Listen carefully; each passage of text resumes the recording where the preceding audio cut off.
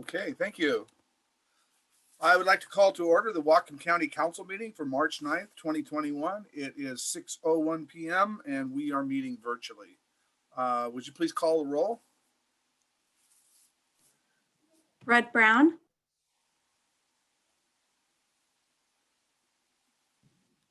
Red Brown, Here. Barry Buchanan, Here.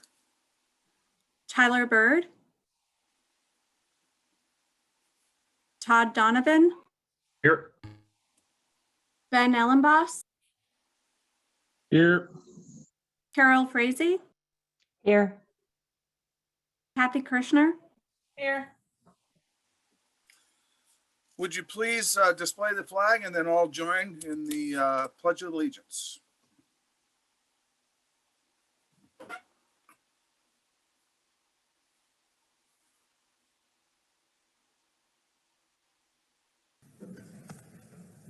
I pledge allegiance to the flag of the United States of America and to the republic for which we stand, one nation, under God, indivisible, with liberty and justice for all.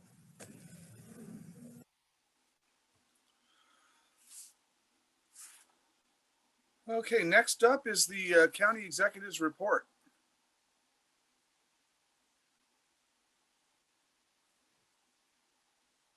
Can't hear you, Seth Paul. Still can't hear you.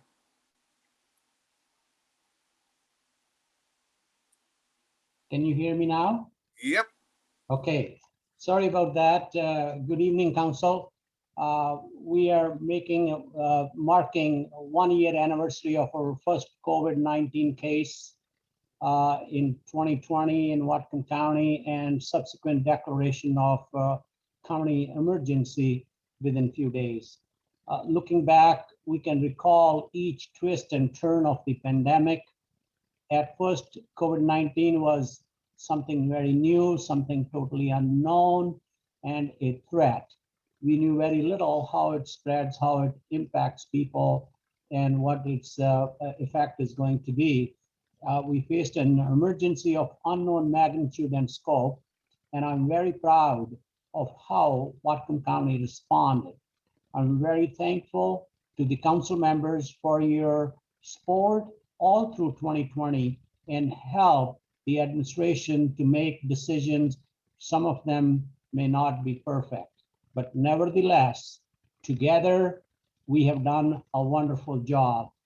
With 84 deaths to date and under 7,000 COVID cases, which is little less than 3% of our population.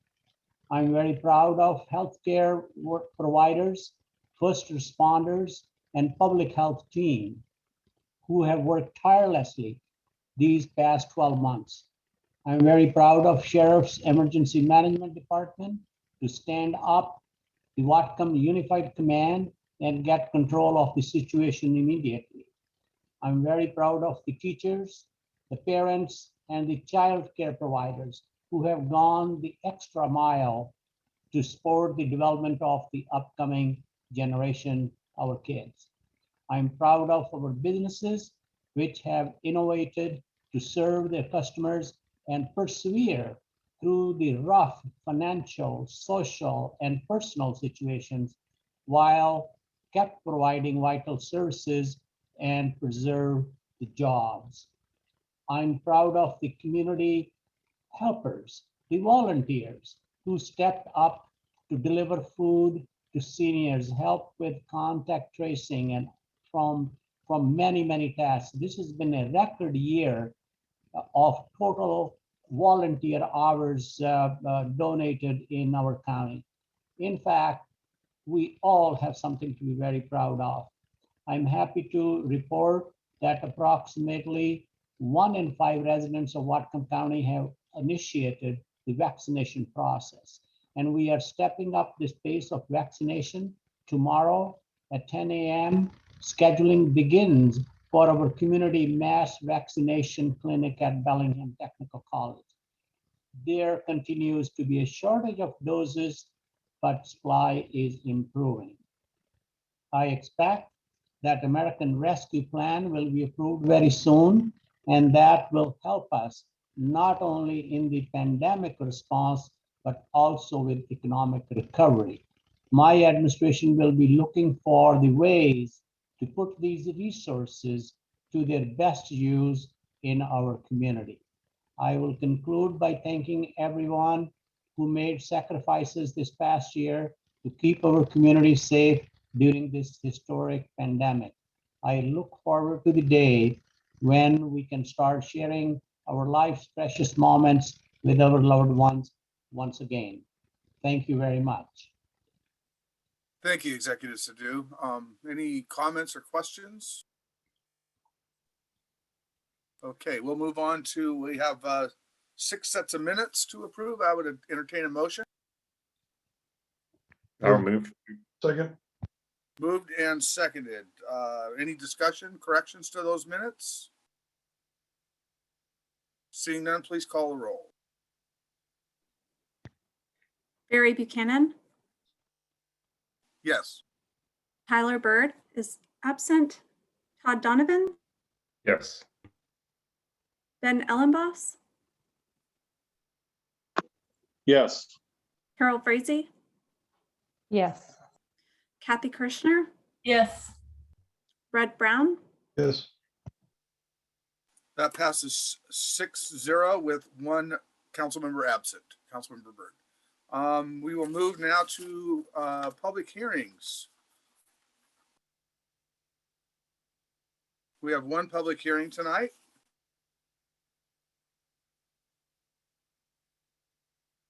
And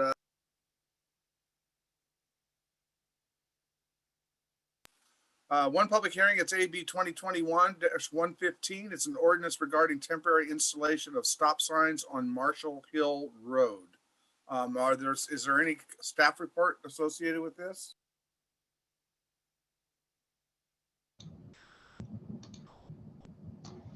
Good evening, Councilmember Buchanan. Jim Karcher, Public Works Engineering. No staff report, but I'm available for any questions you may have.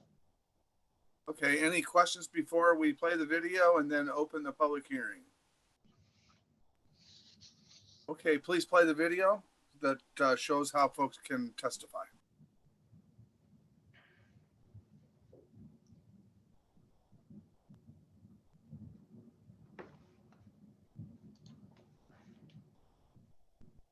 Welcome to the meeting. For instructions on how to join the meeting to speak, please visit whatcomcounty.us/join-virtual-council. Meeting information, including Zoom meeting link, phone number, webinar or meeting ID, and password, are available under the meeting date at the bottom of the page. Members of the public may join the meeting online or by phone. The meeting is broadcast live and recorded. All speakers will have 3 minutes. When you've joined the meeting, please virtually raise your hand to request to speak.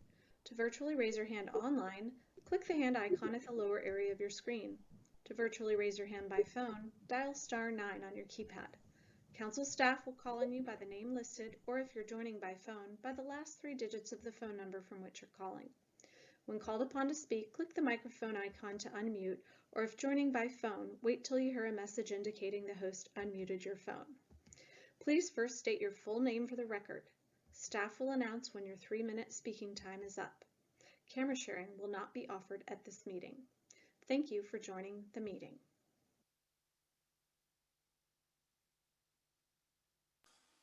Okay, thank you. So this hearing is on specifically on an ordinance regarding temporary installation of stop signs on Marshall Hill Road. If you have testimony about any other subject, that'll be next in our open public session. So I will now open the public hearing for the stop sign. Do we have anyone that wishes to speak? Yes, there is 1 hand raised. It's Wendy Harris. Go ahead, Wendy. You have 3 minutes.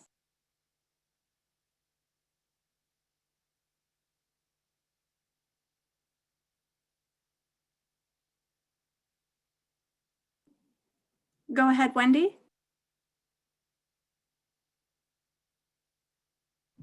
Yeah, I didn't sign up for that. Are you wishing to speak at open session? No. An open session, yeah, probably. Okay, we'll call you again at that time. Thank you, There, sorry. there are no other hands raised at this time. Okay, we'll close the public hearing and what's the wishes of the council? Move to approve. Second. Donovan moves, Frazee seconds. Discussion? Seeing none, please call the roll. Tyler Bird is absent. Todd Donovan, Yes. Van Ellenboss, Yes. Carol Frazee, Yes. Kathy Kirschner, Yes. Red Brown, Yes. Barry Buchanan, Yes. That passes 6-0 with Councilmember Byrd absent. Thank you, Now- council. We'll now move to the open public session where any subject that's relative to county business is available for you to speak on. We just saw the video on how to join the meeting, so I don't know that we need to do that again. We will now open the public session and please call the first speaker.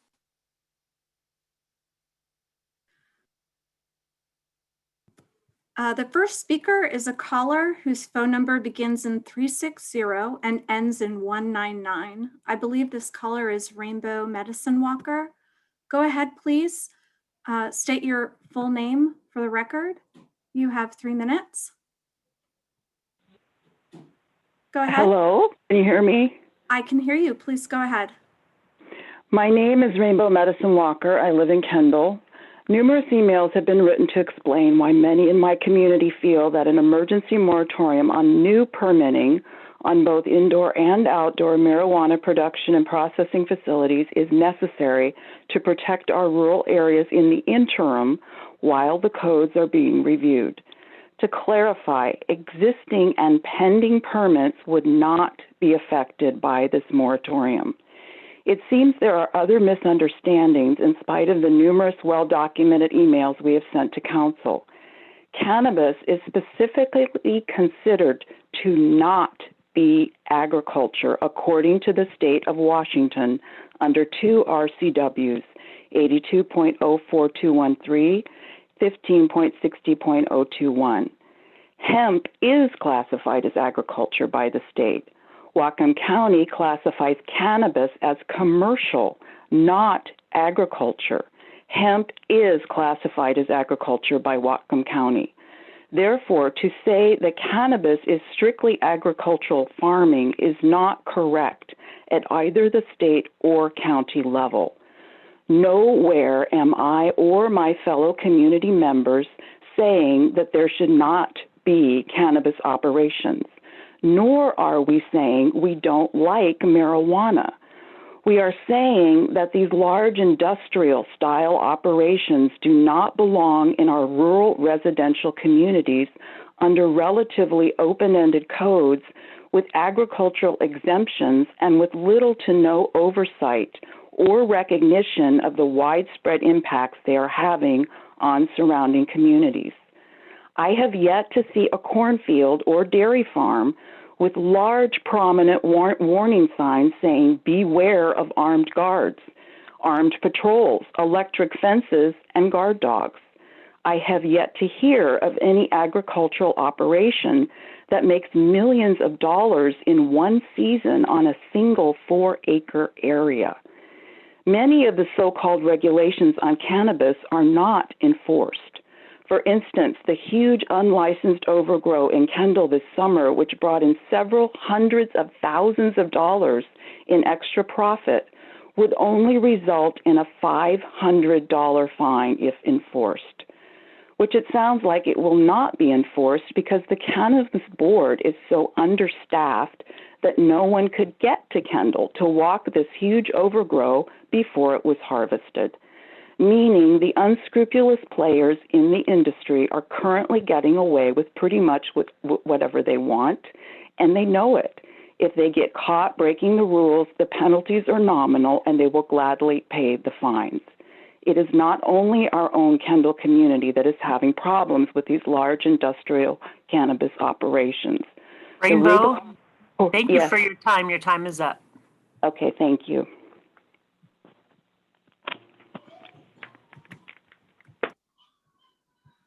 The next speaker is Wendy Harris, followed by Michael Lillquist. Go ahead, Wendy. Yes, can you hear me? Yes, go ahead, please. Yeah, earlier this afternoon, Executive Sadu talked about, the county receiving $17 million, uh, dollars for housing. And I know everyone was happy about that. And I actually wasn't. And I'll tell you why. When we talk about housing, we're only talking about human housing, but nobody's thinking about housing for all the other species that live here. And those other species actually make the area we live in inhabitable. And they are crucial for us even having a home to build. And so it's a little bit of putting the cart before the horse. And we have done nothing to inventory terrestrial wildlife. And in fact, Bellingham has moved ahead with their mitigation bank and never looked at wildlife. They only looked at habitat, which is ridiculous because maps of habitat just tell you what you can expect to find, not what is actually there. We're trying to do the same thing here. I can see it's in the works and it's going to spell out the same problems. But if we keep building out land for housing or whatever else and leave nothing left for wildlife habitat, for rewilding, for reforestation, how are we ever going to protect biodiversity? And, it's clearly being done as a tactic. It also renders the CAO and the SMP and our SEPA cases meaningless because we have no means of determining whether there's been a net loss from whatever project is being considered. If you don't have a baseline standard, that is the minimum you need to determine whether or not you can meet these legal standards. You need a baseline standard, and then you need to have some quantifiable, objective means of measurement, and you need monitoring protocols. We have none of that. I want to know what we're doing for the wildlife. What are we doing to protect wildlife? We have cougars showing up in people's yards and people are freaking out. Those cougars are scared to death. They're only there because they have no place else to go. The same thing with the deer and all the other animals. We're just running them out of here. We're losing insects, and that's really important for our farm community. We need those insects. They help our soils. They add nutrients. They keep everything healthy. They're the base that our ecosystem is built up upon. Wendy, Yes, thank you for your comments. Your 3 Thank you. minutes is up. thank you. The next speaker is Michael Lillquist, followed by Joshua Rutherford. Go ahead, Councilmember Lillquist. Yes, thank you. I am a Bellingham City Council member, Michael Lillquist. I'm not speaking formally on behalf of the city, but I can report that in our discussion last night, my views are similar to that of many other council members. I want to thank you for considering affordable housing funding under House Bill 1590. A couple facts first. It's a very small increase. The average household we calculated will pay about $1 to $2 more per month. And this will be affordable housing, specifically dedicated to low-income members of our community who are seniors, veterans, people with disabilities or mental health disabilities, families with children who are homeless or at risk of homeless, and homeless youth and young adults. So this is an urgent matter, affordable housing. It was urgent a year ago, and it's even more urgent now. And the county was given the first chance to adopt this sales tax increase.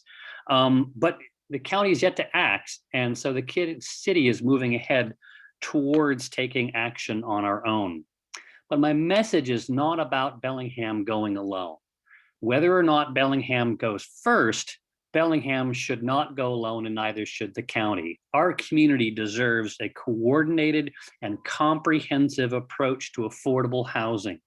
We need to pool our public resources. And by pooling our resources, we can benefit all of Whatcom County, all the outerlying communities, and that will benefit Bellingham too. City of Bellingham has a remarkable success story in terms of the number of people helped, the projects completed, and the substantial leveraging of public money into projects. Our current leveraging ratio averages 1 to 10, meaning if we put in $1 million, we get $10 million of project or benefit or people served. This is one of the reasons why I think the Bellingham City Council is interested in going ahead. And if the Whatcom County Council is also interested, we can work together and continue this story of success. My main message is, please go ahead and enact 1590, whether or not we go before you or not. Because after we both move forward, we should coordinate for the greater benefit, for greater leveraging. One of the things that we're facing right now is that we've had a steady stream of projects, and we're facing the end of the pipeline because there's so many worthy projects and we don't have enough money for it. And there's also worthy projects that need to be built in outerlying communities, not just in Bellingham. So I strongly urge you to consider 1590, enact it on your own, and please do not be put off if the city of Bellingham goes first. We will cooperate, we should cooperate. Our constituents deserve that kind of coordinated service from us. Thank you very much, council members.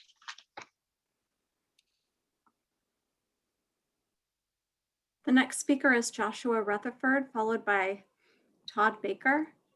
Go ahead, please, Joshua Rutherford. Hello, can you guys hear me? Yes, go ahead, please. Can you hear the frogs? Can you guys hear them? Those frogs weren't here a few years ago before I got on this property. I'm a very environmentally friendly farmer, and I know that I spoke to you guys earlier about the cannabis bill and the environmental impacts, and I know that it won't impact me, and it won't impact my recreational cannabis farm. It won't impact my hemp farm. It won't impact my medical grow. Those things are all protected and grandfathered in, but we as a cannabis community are not a problem. The issue that's going on up at Kendall, that's an issue. I don't doubt it, and I totally heard the concerns of the woman that was speaking earlier.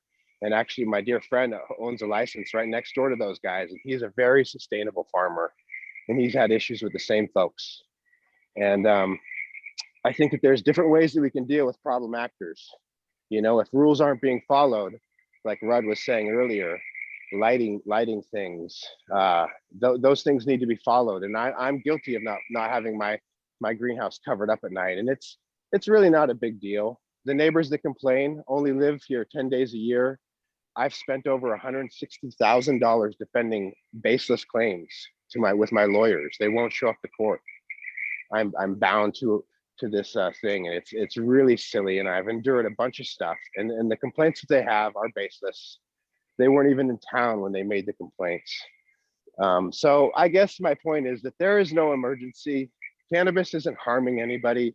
In fact, the exact odors that come out are used in hospitals as aromatherapy. It's not an emergency. Let's look into this. Let's look into the data. Let's see how many licenses we have. Let's see how much we've earned from cannabis. Let's see what kind of people own these businesses, because we're all small players. We're all hurting. We are extremely overregulated. There is not an industry that is more regulated than us. My family has lost a tremendous amount in being regulated in this industry. And I'm just now, after like 6 years of losing hundreds of thousands of dollars, looking at a glimmer of light to survive. And I employ people when I have the chance. We're really good members of the society, and not all of us are bad. And we should look at the one bad player, and we should see what the problem is there, and not try to make a stupid, overbearing rule to not allow any more cannabis farms, recreational cannabis farms, when you know that you can't control my hemp farm. Because it's the same plant. I can have my hemp plants inside my recreational cannabis facility. It's a trip. There's not much jurisdiction there. And so let's look at the real issues and deal with those, instead of trying to make a sit lie law when we have plenty of no peeing and no cursing and no issues on the sidewalk, if you feel me. So thank you very much. The next speaker is Todd Baker, followed by Misty Flowers. Go ahead, Todd. Please state your full name for the record. You have 3 minutes. Yeah, hi there. My name's Todd Baker, and I live up in Kendall as well. And thanks for hearing us out tonight. I really appreciate the county council for bringing this up and for listening to us. I agree. You know, there's some bad actors, there's some good actors. We had, you know, there's some really nice, great local farmers around there. You know, but the problem is, after looking into all these, you know, different state agencies and different rules and that sort of thing, Whatcom County is way behind on our regulations, and we can't get any enforcement. We can't get any cooperation between the agencies. You know, there's environmental problems with the farm that's going in there, and I'm sure there's some with other farms. But the problem is we don't have the resources. Whatcom County doesn't have the resources to take care of all the needs. They don't have any oversight. There's no rules in place. The little rules that they don't know how to enforce them. And some of the rules that are in place, nobody's going to. They don't have the time, the resources. So I think, you know, maybe, well, I really think that the emergency moratorium needs to happen. I don't think if we wait, people aren't just going to snatch up licenses and start doing whatever they want to do, which is the problem now. Yep, the neighbor has been red tagged or whatever, but that was only after a whole bunch of people complained, and still stuff going on over there. And you know, it's we just need more regulations and oversight. I welcome all the business that needs to happen. We just got to make some rules that people abide by. And I don't think, somebody brought up earlier that the industry should self-regulate. I don't think that can happen, especially when you're dealing with somebody that has way more money than anybody else, and you know, a lot of power. And you know, I think we need some rules, and I think we need to do it now while we have the chance and we have everybody's ear. And I don't want to wait. We're, you know, according to the council, you know, they're backlogged so much. So an emergency moratorium, I think, is super important at this time, so we can step back, take a look, make some rules and regulations, and not ruin our rural communities. I agree some of the farms should be allowed to be there, but they need to be looked at, and somebody needs to, you know, oversee what's going on. So, and you know, I think that indoor as well as outdoor, the planning commission recommended outdoor grows. I think it should be indoor and outdoor. And that's what I've got tonight, but thank you guys for listening. The next speaker is Misty Flowers, followed by Serenity Outreach. Go ahead, Misty.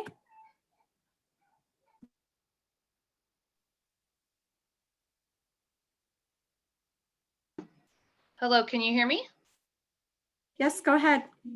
Hello, thank you for your time. My name is Misty Flowers, and I'm speaking to urge you to open Whatcom County 100% now. I've lived in Whatcom County for 18 years. I'm a mom, a performing musician, and a wellness educator. I come to you now speaking on behalf of a few hundred people in Whatcom County who cannot speak up because of fear of losing their jobs and their community. We have serious concerns about the continued lockdown in businesses and schools only partially opening when the evidence is showing the emergency is over. It's over because the PCR tests are being used inaccurately and inappropriately to support continued lockdown.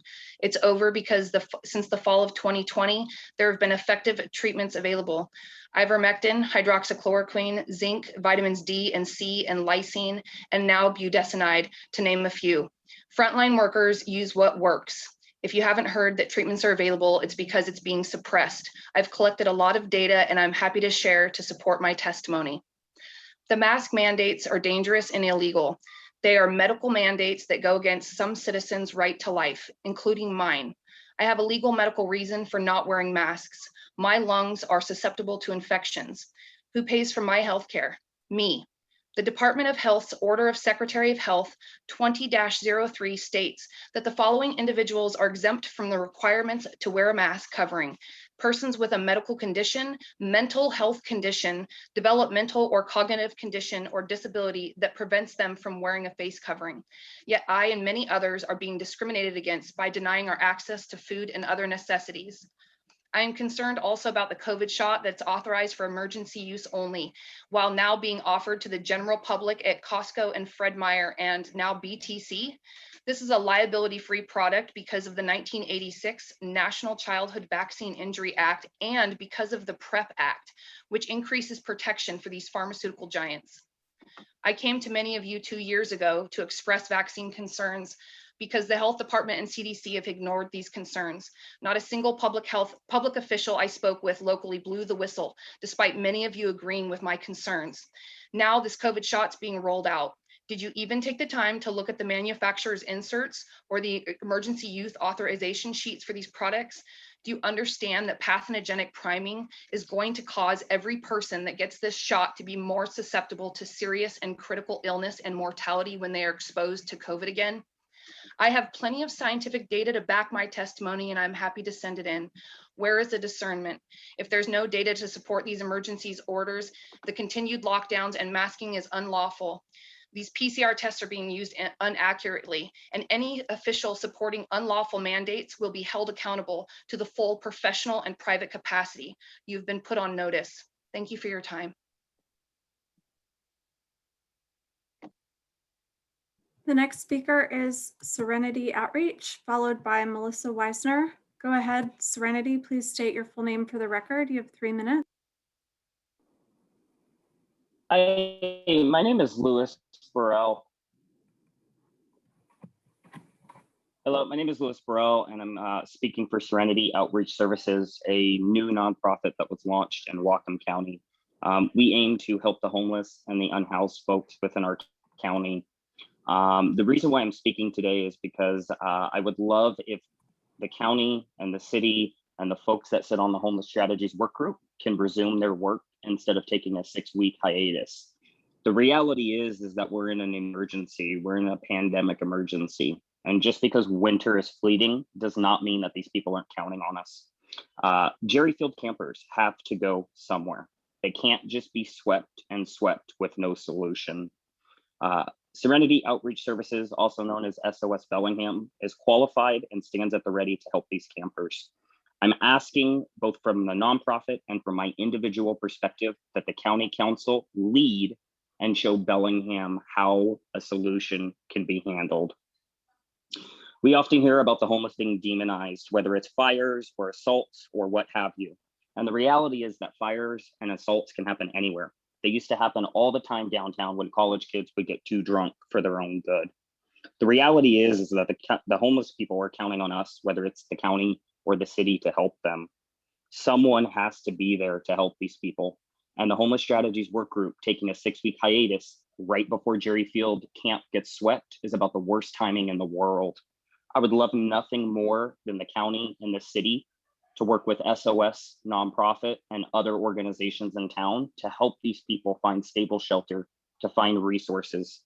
The reality is that the county council can take lead on this. They can show Bellingham Council how to do this, not for lack of effort, not for lack of understanding, but someone has to stand up and say enough is enough. Our Whatcom County citizens are tired of this problem being shuffled from one end of the court to the other end of the court.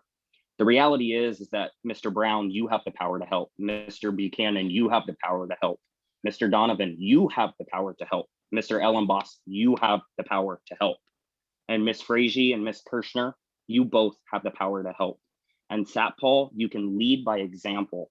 There are organizations out there that are qualified and ready to help these people. Are you ready and willing to work with those organizations? SOS Bellingham is a nonprofit. We've crossed our T's and we've dotted our I's, and we're trying to get in with the city council and the county council, and we have proposals for you. We want you to hear us, and we want you to know that these campers are really counting on you.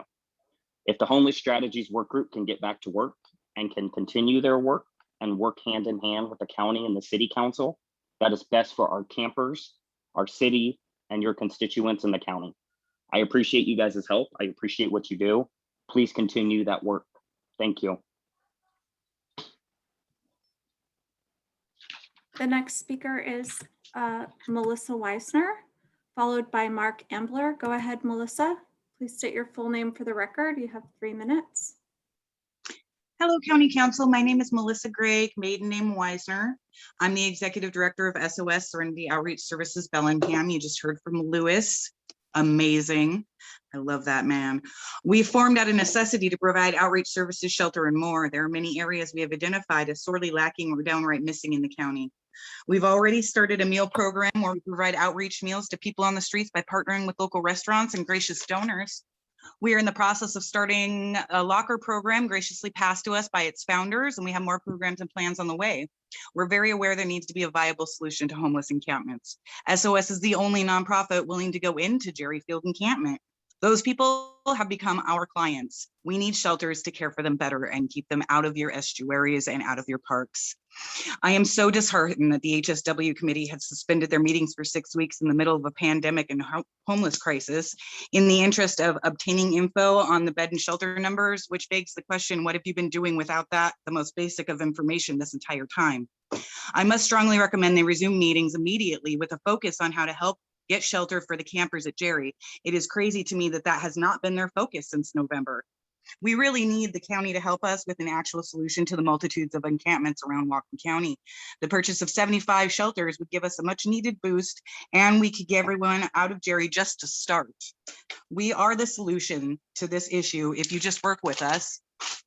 We're ready, and please get a hold of us. We really, really need to get these people into shelters so that they can be monitored, they can get their health and wellness taken care of. We can provide the wraparound services and get them out of shelters and into stable living and on their meds if they need them, with their doctors, get their caseworkers to finally come out to them, because they will not at this point. We need these shelters. We did everything that you guys begged us to do. We are now an official and legitimate nonprofit and ready to get to work. We need you guys to work with us. We're begging you. Please come work with us, please. Like Lewis says, you guys have the power to change this. We're here to help you do that. Let us help you. Have a great night, guys. Thank you.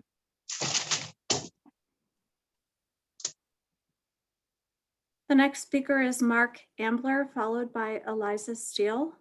Go ahead, Mark. Please state your full name for the record. You have 3 minutes. Hi, okay, this is Mark Ambler. Can you hear me okay? Yes, go ahead, please. Okay, thanks. I'm a Tier 1 cannabis farmer in Bellingham, and I also founded the Tier 1 Producer Association. My family has been here in Bellingham for 30 years. I'm a dad, I got 2 daughters, and this cannabis farm, I work 7 days a week because plants don't take a day off, and my revenue ends up being about $25,000 per year. That's my revenue. So I've asked for more canopy from the cannabis board,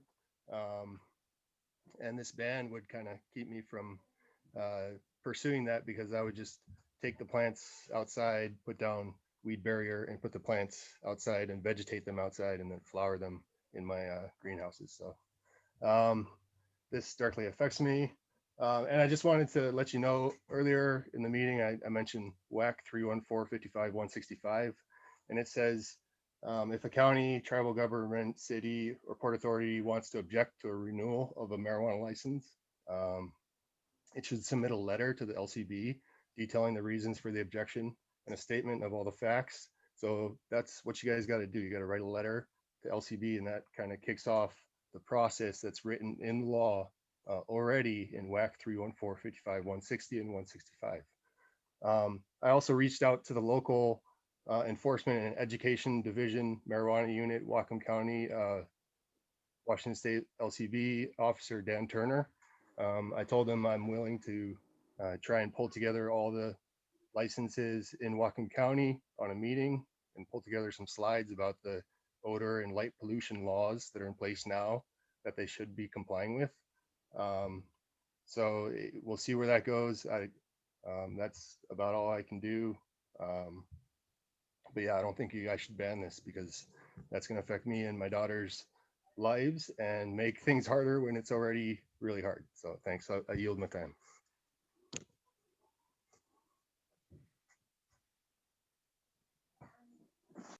The next speaker is Eliza Steele, followed by Marcus D. Go ahead, Eliza. Please state your full name for the record. You have 3 minutes.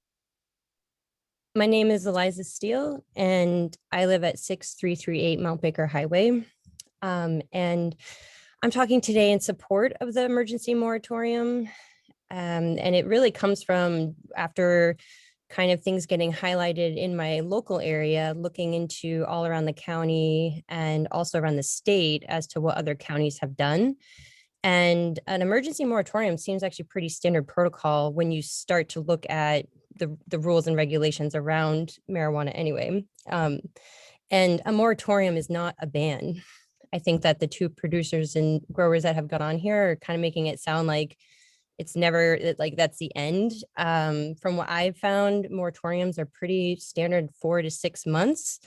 And if the codes can't get figured out in that time, then they get extended, but it's not this forever ending, going to ruin your life type of thing. But in the meantime, what is happening is that people's livelihoods and lives are getting really impacted by the quote unquote bad actors.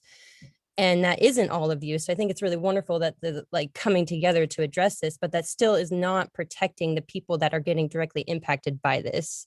And I think for the county council, like, why would you allow this to potentially keep happening to other residents and community members when all it is putting an emergency moratorium in place to give time to figure this out a little bit more? And again, it is not a ban. You know, and I think that Mr. Rutherford that spoke earlier kind of talked about even the difference of having the hemp and recreational marijuana in the same enclosure just highlights some of the murkiness that goes on with these regulations. And I understand that the marijuana is heavily regulated with the state, but I think from the county level, there really isn't a lot of regulation that goes on, specifically around the outdoors. But you know, just even looking into some of the code, it's really unclear when you start talking about greenhouses, what is indoor and what is outdoor. So there's just lots of examples as to how it's difficult to really look at this in a way that works for everybody. And so I think with the emergency moratorium, it's really just kind of putting a halt on things to take time to look at it, all work together and talk about this, and you know, not have it continuing on with people buying new property and getting vested into their land, and then all of a sudden this is a continuation that's going on when it could have been stopped. Yeah, that's all I have to say, and thank you so much for your time. The next speaker is Marcus D, followed by Rosemary Van Beek, and then Doug Yoshi. If anyone else would like to speak during open session, raise your hand virtually by clicking the hand icon or by dialing *9 if you're joining by phone. Go ahead, Marcus. Please state your full name for the record. You have 3 minutes. Hello, this is Marcus D. Stidham. I sit on the much beleaguered homeless strategies work group. Please reconvene that. You all have the power to do so. Please make sure you do. We're in an emergency, and this is still a health emergency. We've been in an emergency for a year now. We're all tired of it. We're all tired of even responding to it, apparently, but we're in an emergency. And it's in that vein that I want to encourage you to consider the purchase of tiny homes now with emergency dollars to meet the wave of humanity that is coming at us. Right now, we have campers who are really expecting something from all of us. We are all trying. Are you trying with me? Do you see me? Because I am the only person that I know of that brought forth a plan. And that's, if you don't know that, it's in your inboxes, guys. And I'm talking about the 4-square plan of sorting people into villages, 25 each, and to get them into further services quickly. This is, you know, this is the first rapid part of when we something like rapid rehousing, only get to launch people into services. We want to help there. We are SOS. I am so proud to be represented by these fine individuals and to work with them right now. I'm encouraging you all to take the deep breath with us right now. The big breath before the lift that we're all gonna do. This is the same stuff that we were negotiating with the city. I sat in those negotiations in my county role, and in my county role, I'm an advisor to county council. Oh, please give us another listen. I formed the entity that the city required to meet their requirements to start sheltering for the people who are now suffering at Jerry Field. I believe we have a solution. It's going to take 75 right now, guys. But I can do this. We can do this. There's a lot of public will to do this, and I hope you will join us. The 1%, the 0.1% tax, in truth, it is regressive. But you know why? Because there's people living in the bushes who are paying those taxes, and they don't get represented. Taxation without representation. Let's bring them up a notch, shall we? We don't have to face that. I really appreciate all of your ear. I appreciate your ear all the time. I appreciate your faith in me in this position that I've been appointed to on the Homeless Strategies Work Group, and I beg you to help reconvene the Homeless Strategies Work Group. It is vital right now. I have no idea why. I was the only person who strenuously objected to skipping the schedule that we were on, and I even moved for it and didn't get a second out of that big room. So help me out. Help us out. This is how we respond to homelessness right now. We're making the history right now. We are so eager to help you. We've got such able people. There's so many volunteers that I'm meeting right now that are blowing my mind. We're gonna blow yours. We're gonna do it together. Big breath now, okay? Lift. The next speaker is Rosemary Van Beek, followed by Doug Yoshi, and then Lindy McDonough. Go ahead, Rosemary. Please state your full name for the record. You have 3 minutes. Rosemary Van Beek. I live on Zell Road in Ferndale. When we bought this property, and these are single family dwelling 5-acre pieces, if I bought next to a dairy farm, I would expect to smell cows. If I bought next to a berry field, I would expect to possibly smell the things that are coming out of the berry fields. But single family dwellings should not smell marijuana production on their property. This smell makes me sick. I get nauseated. I get headaches, and my nose burns just trying to work in my yard. I've called every agency imaginable trying to get something done. No one is taking any responsibility to even come out and check it. So where do you go to get help? Well, now I'm at the county council. Something has got to be done for single family dwellings properties. This is metal building. They're producing something over there that smells like skunks and is horrible. We just need some help because there's apparently no one in this county that seems to want to help with this. I understand that people need to make a living. I understand we are in a farming community, but when we built our home in a single family dwelling properties, we do not expect a business to come in and run us out of our own yards. Thank you.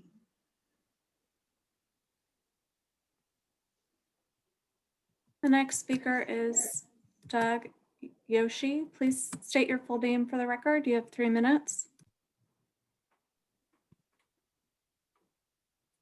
Thank you. My name is Doug Ravel, and most people know me as Yoshi.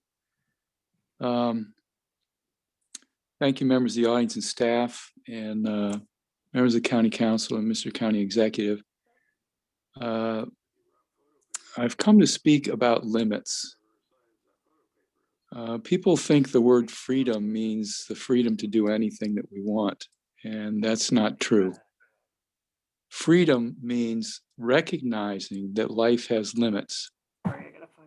And one of the beauties of the system that we have, We'll figure it out, with Democrats on one side and Republicans on the other side, is that Democrats tell Republicans truths that they don't want to hear, and Republicans tell Democrats truths that they don't want to hear.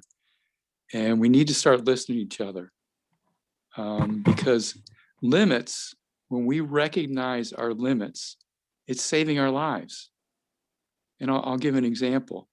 The climate crisis is really happening, and we're causing it. And it's going to cause tremendous damage and loss of life.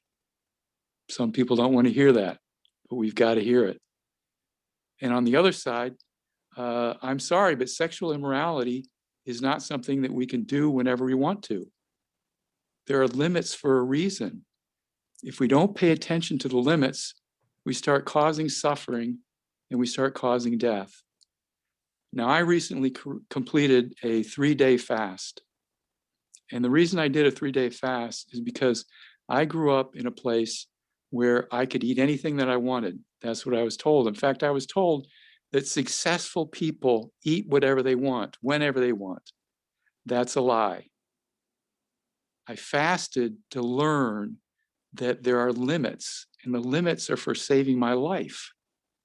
And we need to recognize that as a community, as a society, that we have limits to save our lives. It's not a restriction on our freedom.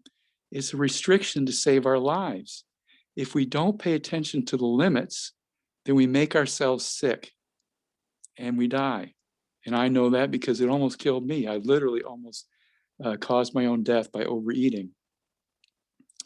This is something that's in about any spiritual text that one reads. I mean, if we're talking about God, God is telling us all the time there are limits to try and save our lives. We need to recognize that we have limits. We can't do anything that we want. If we don't recognize the limits, we cause our own harm and our own sickness and our own death. I thank you all for allowing me to talk about this with you, and I wish you all a pleasant evening. Thank you.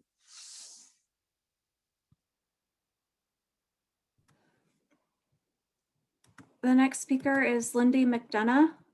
If anyone else would like to speak during the open session, please raise your hand virtually by clicking on the hand icon, or if you're joining by phone and would like to speak, dial *9 on your keypad. So we'll go to Lindy and then followed by Natalie Chavez and Susan Winnagel. Go ahead, Lindy. Please state your full name for the record. You have 3 minutes. Hello, my name is Lindy McDonough. I have lived in Seattle for 50 years and in Bellingham for 10 years. I've watched the slow decline of, hello, can you hear me? Yes, go ahead, please. I've watched the slow decline of our beautiful city of Seattle, mostly due to very poor decisions by the city council and the county council there that cut funding from the Seattle Police Department and the influx of homeless onto the streets of Seattle. Bellingham is now being called Seattle North. I think many of us have probably heard that term. And I'd like to address something that hasn't been talked about in very many of the city and county council meetings in Bellingham lately, and that is the support of our Bellingham police officers and all of our local county law enforcement. I've been doing some research, and here's some interesting things I've discovered. People are paying the homeless from Seattle and providing them with food and bringing them to Bellingham. The people in the encampments are not locals. The local homeless who want help are doing the best they can to get back on their feet and not in the encampments. These people are embarrassed and don't want attention while quietly using the available resources and successfully moving forward with their lives. I applaud their effort and their drive for taking responsibility for themselves, regardless of the situation they were once in. For the remaining encampment homeless who are living a chosen lifestyle of lawlessness, instead of receiving the help available to them, they have committed more crimes than the average citizen. The 911 calls about the actions of those in encampments with threats, violence, drugs, environmental hazards, sexual assaults, and more. Every crime you'd expect in a jail or prison has been committed by the homeless in the encampments. Bellingham has become a mini Seattle. If you do not have lawmakers who support law enforcement, you have a direct result in lawlessness from people who are career criminals. The lies about law enforcement being violent need to stop. These are lies brought about by the protest groups creating their own drama. I believe we should consider laws that would make taunting and spitting at police, breaking windows of their cars, slashing their tires. I am tired of being previous callers saying that the police were violent during the City Hall sweep. I watched that all unfold live, and I could not believe the patience of our local law enforcement. So I would ask that we consider increasing funding for the police, not enabling the chronic homeless that have plenty of, our homeless in Bellingham have so many resources available to them. I do not believe we should be funding the chronically homeless with a new tax.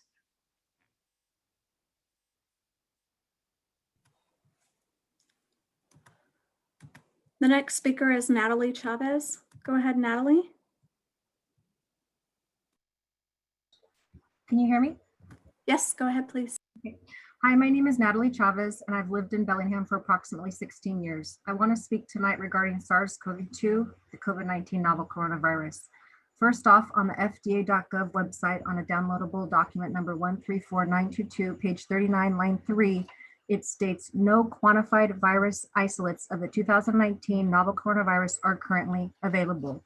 I am hoping that members of the Whatcom County Council are investigating and asking the Whatcom County Public Health Department some critical questions, such as of today, March 9th, 2021, has the SARS-CoV-2 2019 novel coronavirus been isolated yet? And if not, why not? It would be nice if you could post that and other critical COVID information on your website. Another critical question to ask is what number of cycle threshold amplification is being used to obtain PCR test results in our laboratories here in Bellingham and Whatcom County. There are currently a number of lawsuits in progress regarding PCR tests in numerous countries, including in our own country, in case you're not aware of this. On November 11, 2020, the Portuguese appellate court ruled that it was unlawful to quarantine people based on a positive PCR test. The court stated that the test reliability depends on the number of cycles used and the viral load present. The court concluded that if someone is tested by PCR as positive when a threshold of 35 cycles or higher is used, the probability that said result is a false positive is up to 97%. It's important to note that in the US, the FDA's instructions for PCR testing has recommended a threshold of 40 cycles for a specimen to be considered positive. What does that mean? That there has been a lot of false positive COVID cases resulting in a case-demic that has destroyed our community, our economy, and created a lot of fear and panic.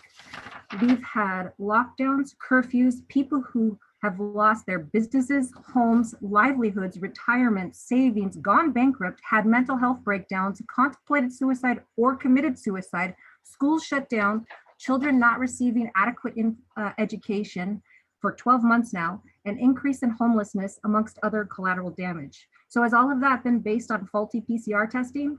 Do we ultimately have a pandemic of false positive tests? Is the PCR testing distorting policy and creating the illusion that we are in a serious pandemic when we are not? The World Health Organization has officially acknowledged that PCR tests have a high rate of false positives that make it unreliable.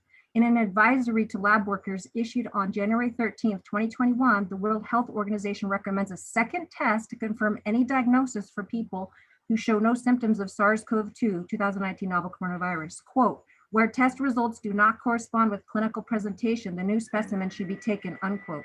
The World Health Organization warns that most PCR tests, quote, are indicated as an aid for diagnosis, unquote, and that it is very important that is a very important distinction from what has been actually going on, meaning that healthcare workers should consider at least 7 other factors to confirm any PCR test. They, quote, must consider any result in combination with timing of testing of sampling, specimen type, test specifics, clinical observations, patient history, confirmed status of any contacts, and epidemiological information.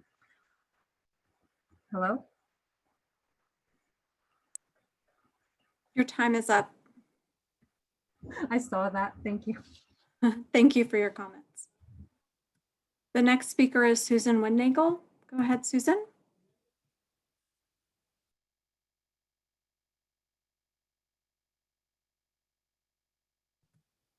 Go ahead, Susan. Please state your full name for the record. You have 3 minutes.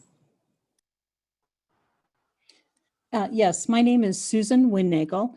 I live at 6326 Mount Bacon Highway, And I just want to say thank you for letting us speak to this evening to many different issues. My issue is about the emergency moratorium. And we live currently within, there's three, two of these are tier 1 and very sustainable.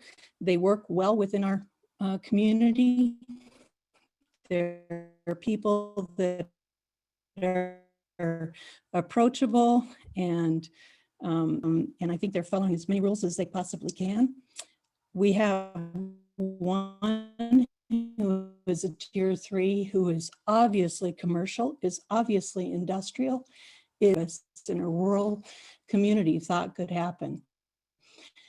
And so we're as this neighborhood of people living in rural areas trying to figure this out just as you guys are.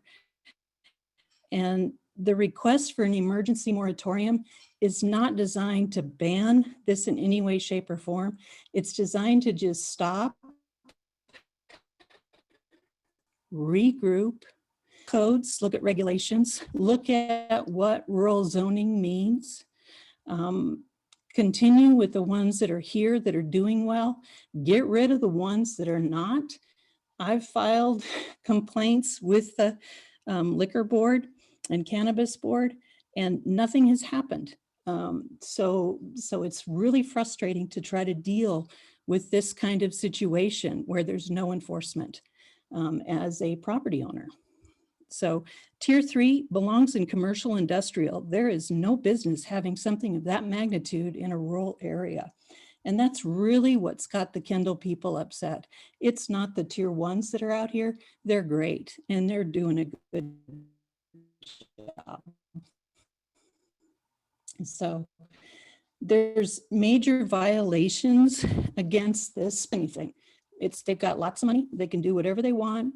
The planning department is bent over backwards to help them basically continue violation and continue progress. And no one is holding anyone accountable.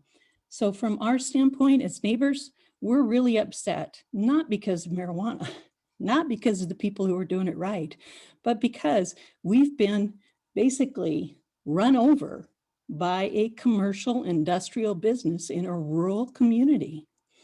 So people are angry, they're upset, they're hurt, their property values are concerned, and we just don't have an answer. So an emergency moratorium for indoor and outdoor is needed to just stop and regroup. Any help you can give us would sure be appreciated. Thank you. If anyone else would like to speak during open session, please raise your hand virtually by clicking the hand icon on your screen or by dialing *9 on your keypad if you're joining by phone. If anybody else would like to speak during the open session, please raise your hand virtually. Are there any other speakers? There are no other hands raised at this time. Okay, thank you, Kathy. We will close the open session and move on to Finance Administrative Services Committee under other items. And I think Mr. Brown has a kind of an unusual, mysterious request that he wanted to use his other items, which is normally at the end of the meeting. Well, Let me finish. Preceding, he wants to do that right before other items. I assume there's a good reason for that. well, first of all, I always like to keep you a little bit off balance, Barry. I think it's just good for your health. But no, I was in finance. The first item in finance today was we had a presentation from the finance department talking about the health of the county, and I just wanted to take the opportunity early in the meeting to compliment and acknowledge the hard work of our finance team and the county staff, the staff members who all took furloughs, the work by everybody to secure funding we are entitled to. But the net result is the county's in a very good financial position. due to the hard work of everybody. And that's the main thing I wanted to acknowledge as an update early in the process. I did arrange for Brad Bennett to be available if the council members want to take an opportunity to ask him questions in the evening session. But the credit is certainly deserved, and I wanted to make sure it was given where it was due. Okay, thank you, Mr. Brown. I totally agree. And Brad, you got anything you want to? Yeah, well, I'd like to say that, we have a lot of hardworking, clever, smart finance people. And I feel like our staff really rose to the challenge during this COVID crisis. And I really appreciate them. It's been a pleasure working with my staff and the treasurer's office staff and the health department's staff and everyone involved, public works. So everyone was very cooperative and actually went the extra mile to make sure we got things done on time and with a limited staff. I'd be remiss if we didn't acknowledge both the contribution and the leadership of Executive Sadhu and also Deputy Executive Tyler Schroeder. Yes, Mr. Sadhu. Let me add to that is, it was very difficult situation when we started with this thing. We ran $23 million worth of contracts with frozen positions, limited people working from home, and people being stretched because some of the parents have kids at home, schools are closed, all those situations. And I would like you to realize that a $10,000 contract has the same amount of paperwork and the process what a $100,000 or $1 million contract would be.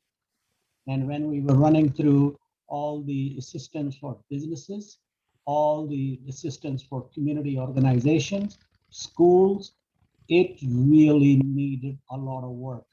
Without adding a single new person to the workforce, we were able to accomplish that. And all this credit goes to all the employees. I just tell them I'm the cheerleader, and when you get stuck, come to me. Otherwise, you are doing just fine.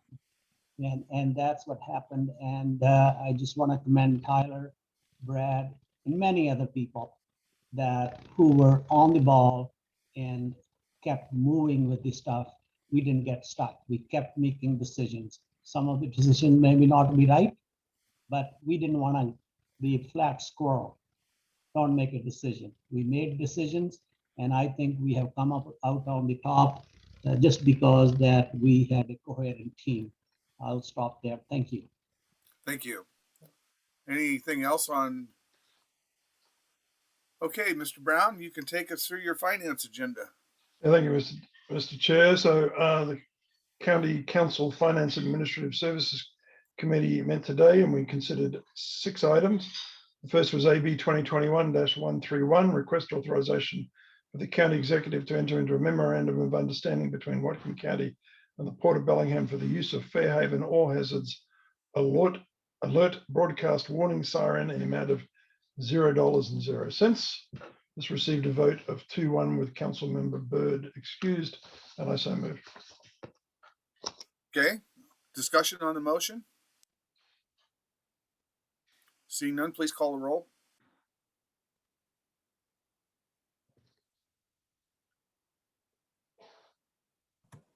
Todd Donovan, Yes.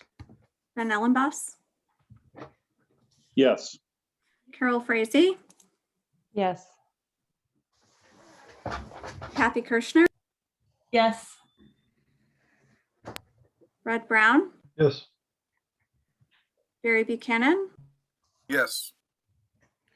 and Tyler Bird is absent. Next item was That passes 6-0 with Councilmember Bird absent.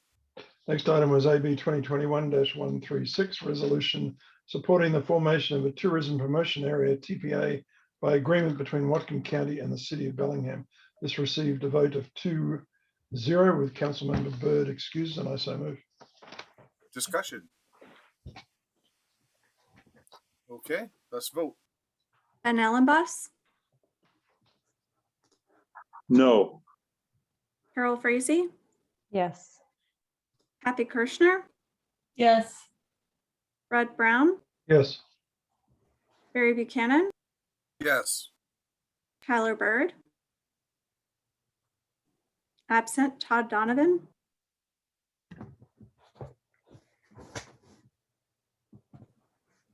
can you hear me? Oh, sorry, Todd voted yes, but I hit the wrong thing. Thank you. Okay, that passes 5-1 with Ellenboss opposed and Byrd absent.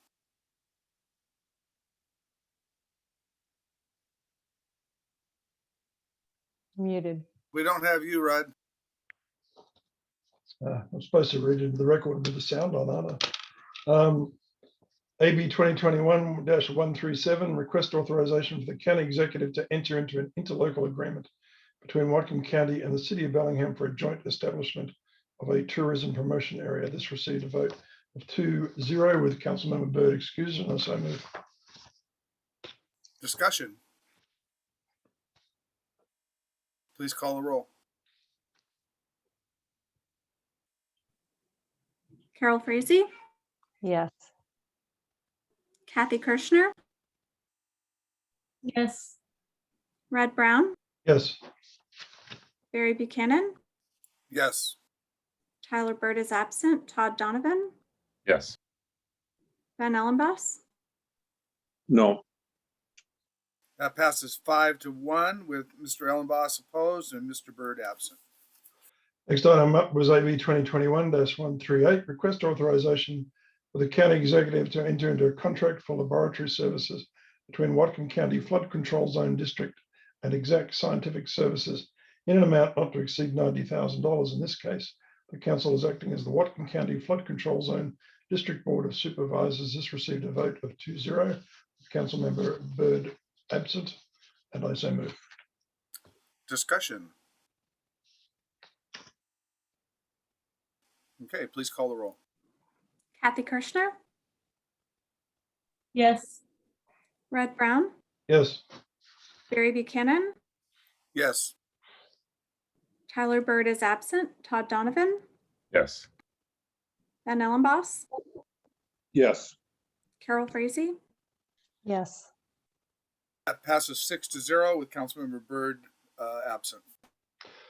Next item up is AB 2021-139, request authorization for the county executive to enter into a cooperative agreement between the U.S. Army Corps of Engineers and the Flood Control Zone District for the Linden Levee Rehabilitation NSK-03-18 under the 80-20 cost share with the Flood Control Zone District Board of Supervisors providing $210,600. In this case, the council is acting as the Flood Control Zone District Board of Supervisors. This received a vote of 2-0 with Councilmember Byrd excused, and I so move. Discussion on this motion. Please call the roll. Red Brown, Yes. Barry Buchanan, Yes. Tyler Bird is absent, Todd Donovan, Yes. Ben Ellenboss, Yes. Carol Frazee, Yes. Kathy Kirschner, Yes. That passes 6-0 with Councilmember Byrd excused. Next item was AB 2021-142, request authorization for the county executive to enter into a local agency agreement and project prospectus between Whatcom County and the Washington State Department of Transportation for South Paths Road 2020 flood damage repairs in the amount of $72,000.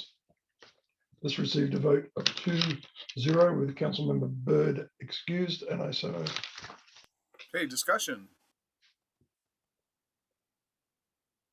All right, please call the roll.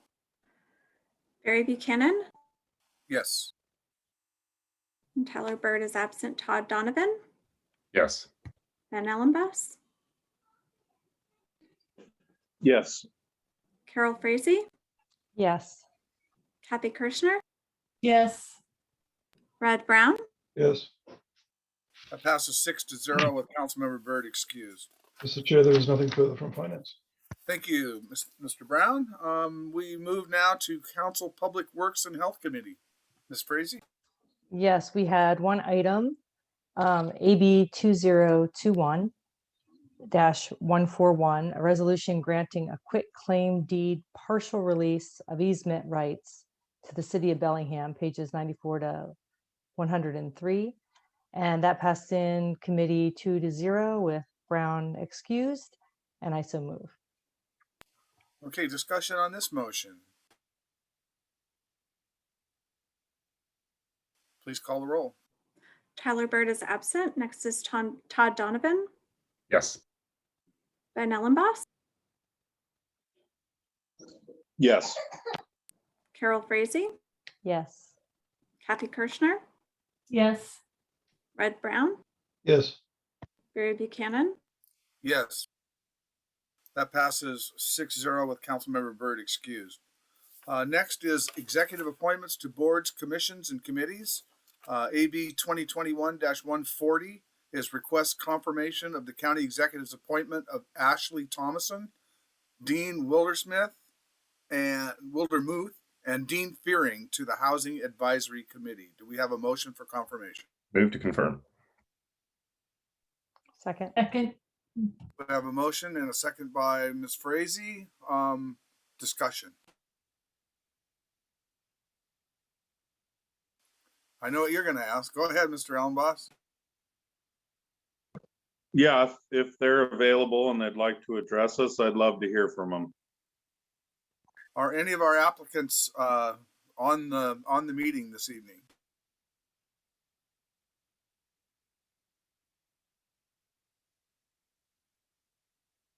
Take that as a no. Okay, let's continue with the motion. Any other discussion? Please call the roll. Todd Donovan, Yes. Ben Ellenboss, Yes. Carol Frazee, Yes. Kathy Kirschner, Yes.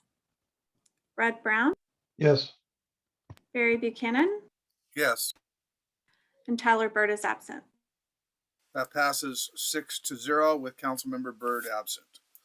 Next up is AB 2021-143, request confirmation of the county executive's appointment of Alan Friedlob to the North Sound Behavioral Health Administrative Services Organization.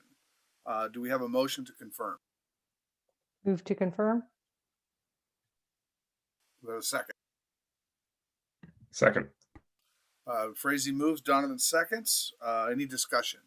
Mr. Ellenbach. Again, if Mr. Friedlob is in the house, would he like to address us? Is Mr. Friedlob in the house?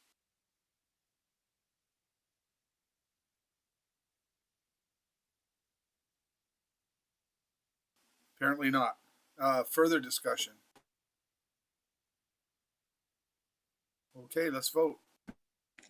Ben Ellenboss, Yes. Carol Frazee, Yes. Kathy Kirschner, Yes. Red Brown, Yes. Barry Buchanan, Yes. Tyler Byrd is absent. Todd Donovan, Yes. That passes 6-0 with Councilmember Byrd excused. Our last appointment by the executive is request confirmation of the county executive's appointment of Jennifer Lautenbach to the Northwest Senior Services Board, and that's AB 2021-144. Do we have a motion to confirm? Move to confirm. Second. Donovan moves, Frazee seconds. Discussion. Are they in the house? Yeah, that's my question. I also just wondering, is there any relation to our very own health director here? I would imagine it would be through marriage possibly. I think it's spelled the same.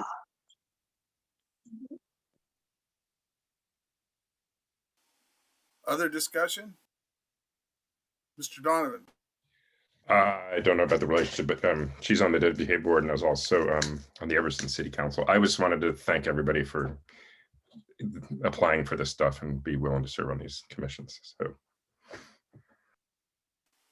Okay, with no further discussion, let's please call the roll. Carol Frazee, Yes. Kathy Kirschner, Yes. Brad Brown, Yes. Barry Buchanan, Yes. Tyler Bird,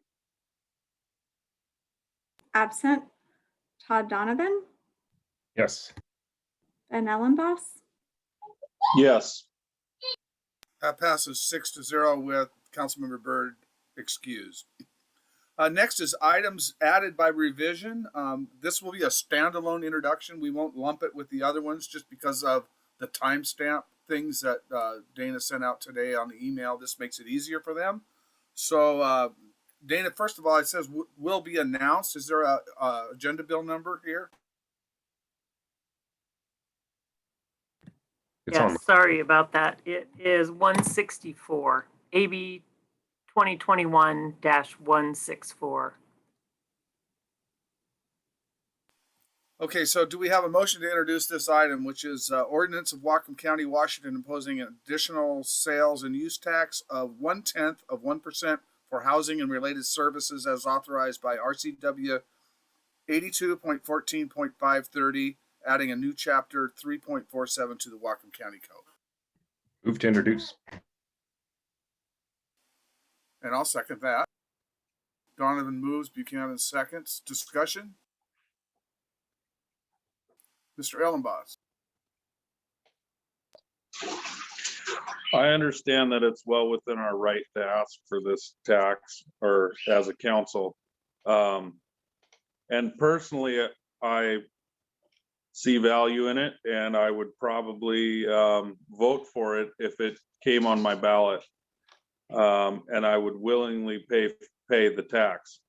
However, I think that we should ask everyone that question, and I think it should be on the ballot. So I'm not going to support it in this form.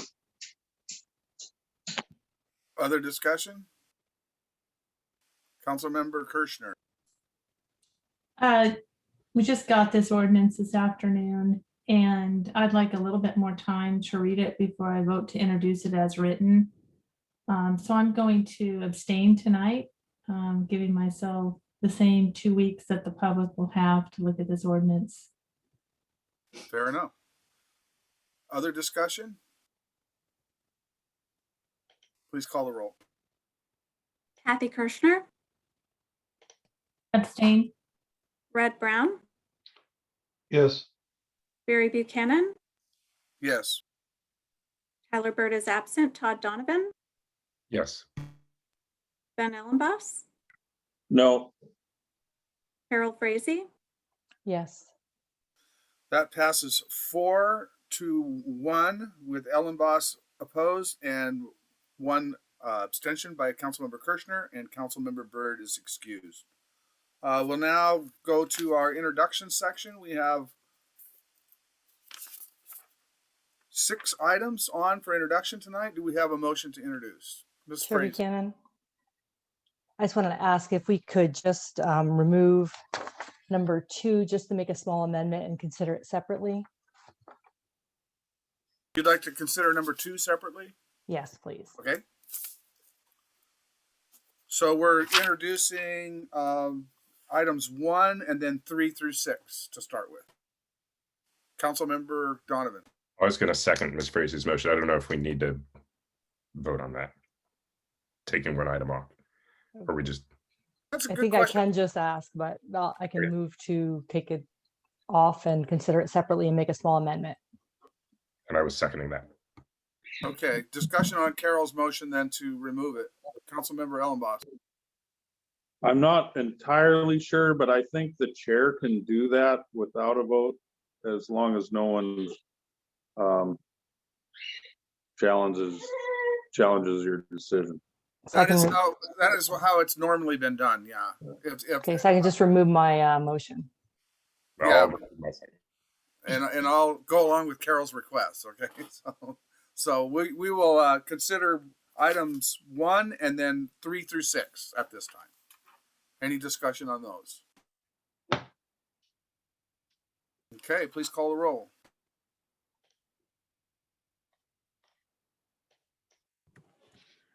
Can you clarify, please? So who has moved to approve those intro items and seconded? I move to approve items 1, 3, 4, 5, and 6. Okay, and there was a second? Let's throw one in there just so we got Second. it. Thank Okay, you very much. Thank you. Red Brown, Yes. Barry Buchanan, Yes. Tyler Bird is absent, Todd Donovan, Yes. Ben Ellenboss, No. Carol Frazee, Yes. Kathy Kirschner, Yes. That passes 5-1 with Councilmember Byrd excused. Now we go back to item 2. And Councilmember Frazee, I'll let you make your amendment that you'd like. Yes, and Ms. Kirschner, Councilmember Kirschner was correct today, and I want to make that amendment. So I move to amend, let's see, AB 2021-148, page 2, line 28, changing the word ensure to ensure. So INSURE, change it to ensure, ENSURE. Do we have a second? Second. I saw Kathy's lips go a second, then I heard you. Yeah. Okay. Thanks for so catching that, Kathy. Discussion. Council member, I think Ben beat you by just a second, Carol. Go ahead. I appreciate how good you all are at grammar and English. I think my high school English teacher would probably roll over in his grave if he saw how I wrote today. Probably my college English professors too. I know my political science professor rolls over all the time. Councilmember Frazee? Yes, I want to thank Councilmember Kirschner for catching that. I don't know how long it's been in there in our contracts, but so thank you. Any further discussion? Okay, please call the roll. Barry Buchanan, Yes. Tyler Bird is absent, Todd Donovan, Yes. Ben Ellenboss, Yes. Carol Frazee, Yes. Kathy Kirschner, Yes. Red Brown, Yes. That passes 6-0 with Councilmember Byrd excused. Next, we have committee reports. Was that just the amendment, or do we now have to pass the amended version? Oh, you're right. Yes, Mr. Donovan, you're I absolutely move right. to approve the amended AB 2021-148. To introduce, you meant, right? Exactly, to introduce. Okay. Do we have a second? I'll second it. Councilmember Ellenboss seconds. Discussion. Please call the roll. Tyler Bird is absent, Todd Donovan, Yes. Ben Ellenboss, Yes. Carol Frazee, Yes. Kathy Kirschner, Yes. Red Brown, Yes. Barry Buchanan, Yes.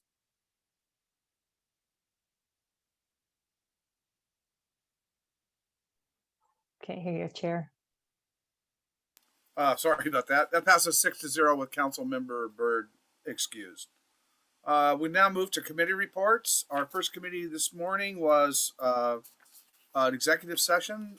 We talked about the potential of an emergency moratorium on outdoor growing and processing. There was no action taken during the executive session. Anything else from finance, Mr. Brown? Just for clarification, what we talked about in executive session was the legal boundaries of what we could do and the potential for litigation if we went outside those boundaries. If I remember Correct, correctly. yes. Yeah. Nothing else on finance, Mr. Chair. Okay, our next committee was there anything else for you, Carol? No, but we did talk about the easement rights for the ditch area. Yes, that it wasn't land. It was more of an easement right for that leave water. I forget the correct word. Mitigation for the city of Bellingham. So it wasn't a land piece, it's just an easement right.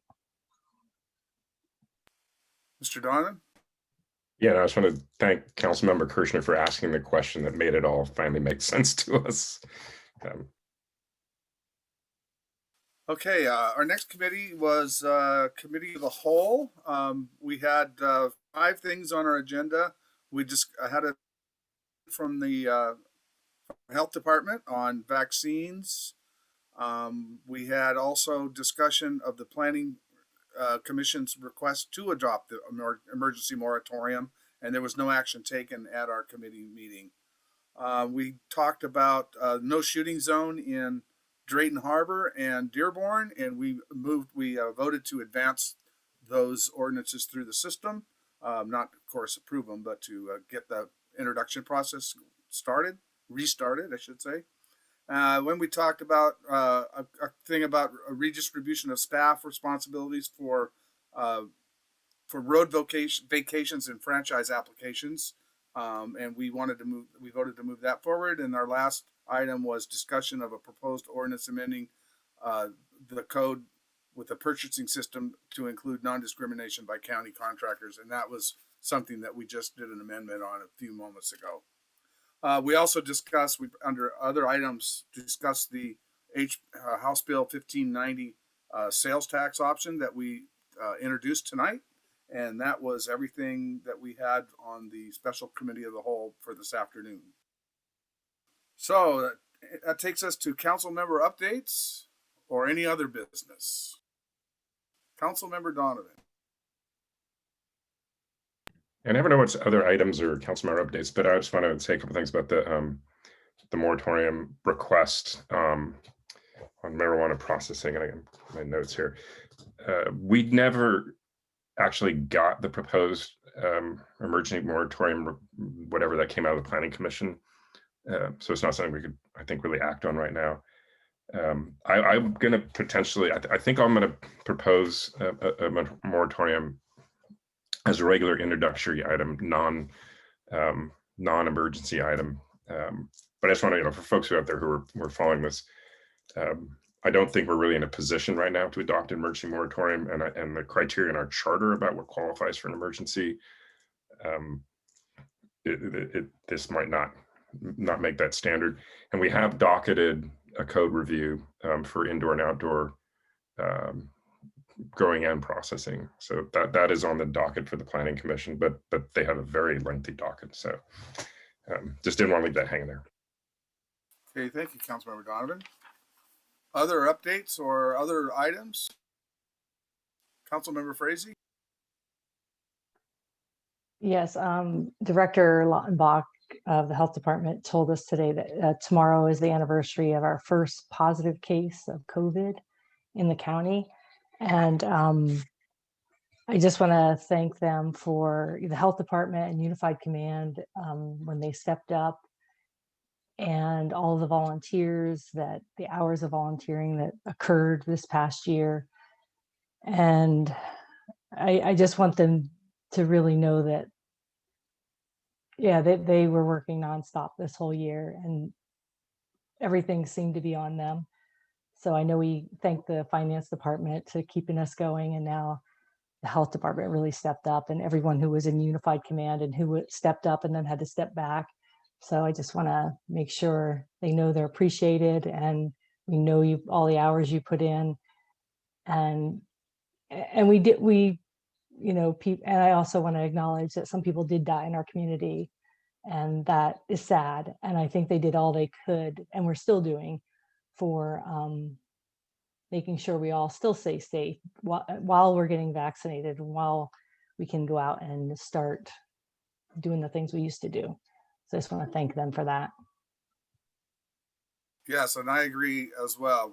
A phenomenal job. Councilmember Ellenboss?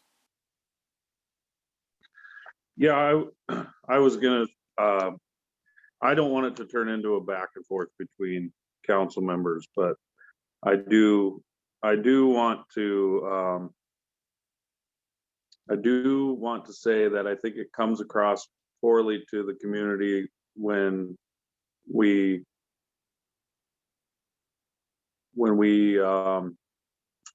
go right to a moratorium every time we get overwhelmed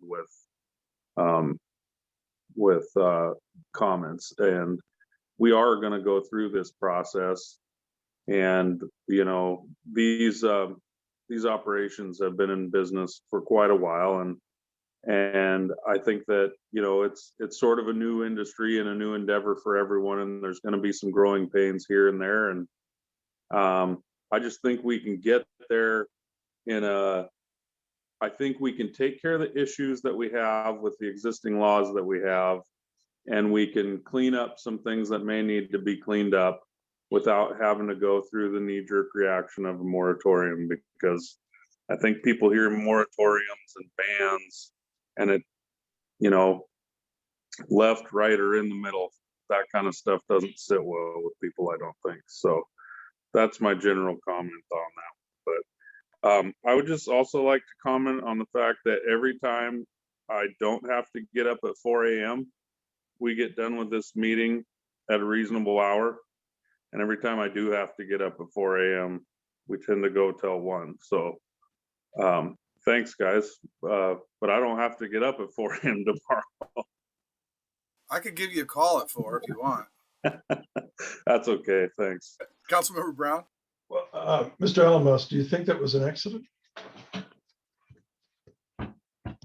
Yeah. Good goof, Rudd. Good goof. Yeah. All right. Anything more for the good of the order? All right, everybody. It's 7:39 and we are adjourned. All right, everybody. Thanks.